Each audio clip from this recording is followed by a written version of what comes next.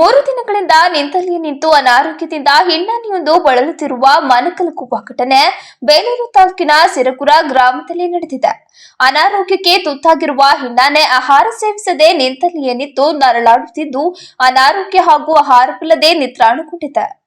ದೀಪಕ್ ಎಂಬುವರ ತೋಟದಲ್ಲಿರುವ ಕಾಡಾನೆ ಬಗ್ಗೆ ಮಾಹಿತಿ ನೀಡಿದ್ರು ಅರಣ್ಯ ಇಲಾಖೆ ಸಿಬ್ಬಂದಿ ಚಿಕಿತ್ಸೆ ನೀಡದೆ ನಿರ್ಲಕ್ಷ್ಯ ತೋರಿದ್ದಾರೆ.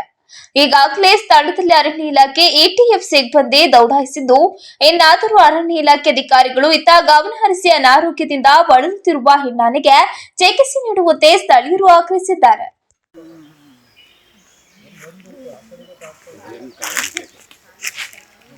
ಕಾಲು ನೋವಾಗೈತೆ